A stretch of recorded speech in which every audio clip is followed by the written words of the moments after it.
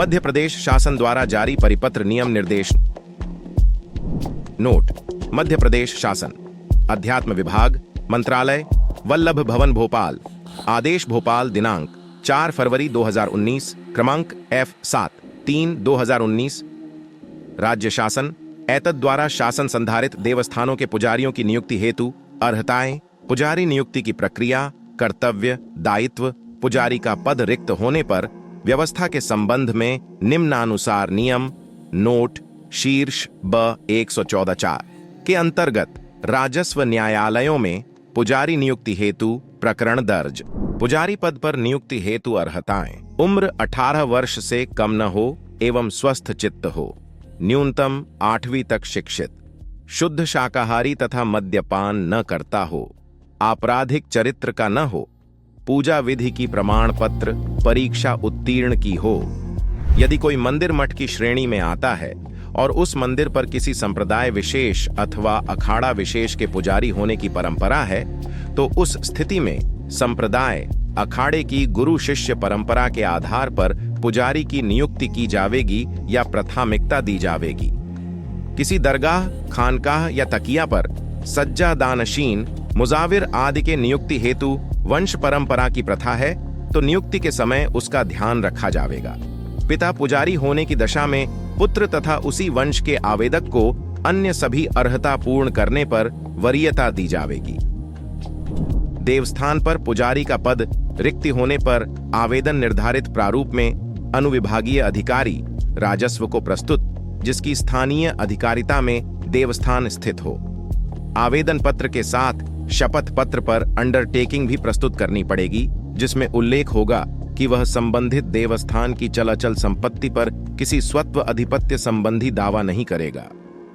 उद्घोषणा अवधि पूर्ण होने पर कोई आपत्ति प्राप्त न होने पर आगामी कार्यवाही हेतु अग्रसर होगा। साक्ष्य एवं दस्तावेज आदि प्राप्त कर सकेगा। आवश्यक होने पर स्थानीय जांच स्वयं कर सकेगा अथवा तहसीलदार, नायब तहसीलदार से करा सकेगा। नियुक्ति आदेश पारित होने के बाद अनुविभागीय अधिकारी तहसीलदार के माध्यम से संबंधित देवस्थान का अधिपत्य पुजारी को प्रदत्त करेगा। अधिपत्य देते समय चल अचल संपत्ति की सूची 3 प्रति में तैयार की जाएगी। एक प्रति पुजारी के पास, एक तहसील कार्यालय में तथा एक प्रति पुजारी नियुक्ति की नस्ती में सुरक्षित रखी जाएगी। मंदिर का अधिपत्य देने के बाद ही नियुक्ति की प्रक्रिया पूर्ण मानी जाएगी। तहसील एवं पटवारी स्तर पर पुजारी पंजी संधारित की जाएगी, जिसमें पुजारी नियुक्ति आदेश अनुसार प्रविष्ट की जाएगी। यदि देवस्थान की सेवा पूजा के लिए कृषि भूमि देवस्थान के नाम है, तो ऐसी भूमि पर खसरे के कॉलम नंबर 12 में भी नियुक्ति आदेश की केवल सांकेतिक प्रविष्टि की जाएगी। इसके आधार पर स्वत्व अधिपत्य संबंधी हित सृजित नहीं होंगे।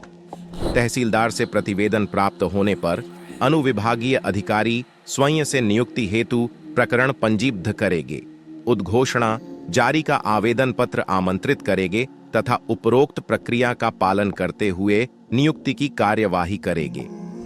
देवस्थान अपूज्य नहीं रहना चाहिए।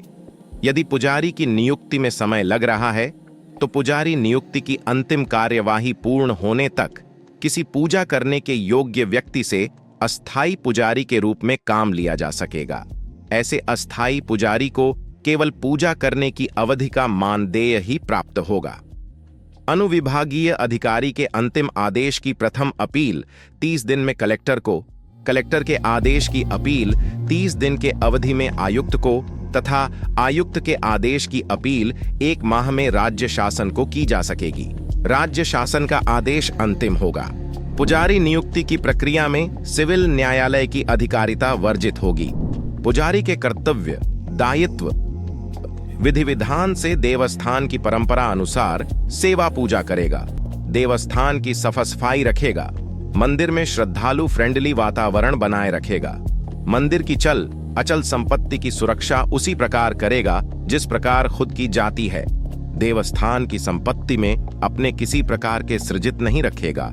शासन से जन कल्याणकारी योजना में उत्प्रेरक का कार्य भी करेगा। पुजारी का पद से हटाया जाना अपना स्वस्थ ठीक न रहने पर, देवस्थान की चल अचल संपत्ति पर हित का दावा करने पर, चरित्र दोष पैदा होने पर, देवस्थान की पूजा और संपत्ति की सुरक्षा में लापरवाही प्रदर्शित होने पर, शासन के आदेशों की अवहेलना करने पर, पुजारी का पद रिक्त होने पर व्यवस्था देवस्थान अपूज्य न रहे, यह सुनिश्चित करना जिला प्रशासन का दायित्व है।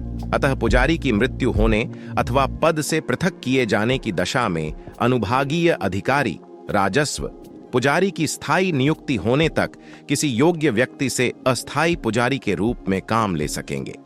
पुजारी पद पर विधिवत नियुक्ति होने पर ऐसा व्यक्ति स्वतः पूजा के दायित्व से मुक्त माना जाएगा।